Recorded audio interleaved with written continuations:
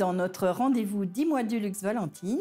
Aujourd'hui, nous allons voir ensemble les différentes façons d'utiliser la couleur pour redessiner notre intérieur. La couleur est incontournable pour embellir la vie et apporter de la gaieté, mais parfois elle intimide. Voyons donc ensemble comment habiller une pièce, illuminer un simple mur ou sublimer la déco par petites touches de couleur sans perdre en luminosité.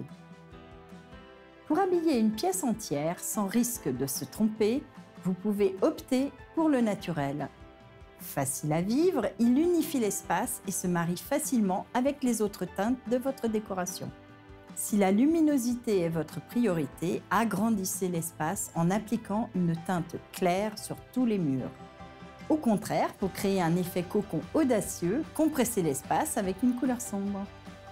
Pour donner du style à une pièce, on peut aussi jouer la couleur sur un seul mur avec une teinte sobre qui se détachera du fond blanc.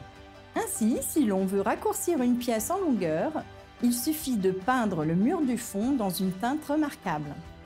Pour créer de la profondeur avec un camailleux, appliquez la couleur la plus soutenue sur l'un des 4 murs.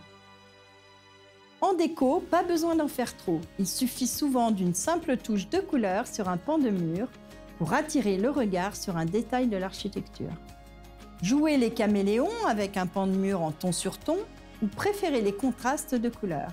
Dans une chambre, amusez-vous à composer la tête de lit comme un tableau géométrique en aplats multicolores. Personnalisez votre nouveau coin bureau d'une touche colorée dans un angle ou créez une arche pour un effet waouh. Ce sont typiquement des projets de week-end simples à réaliser et dont vous serez très fiers. J'espère que toutes ces idées déco vous inspirent. Partagez vos projets avec nous et à très bientôt dans un prochain 10 mois du luxe Valentine.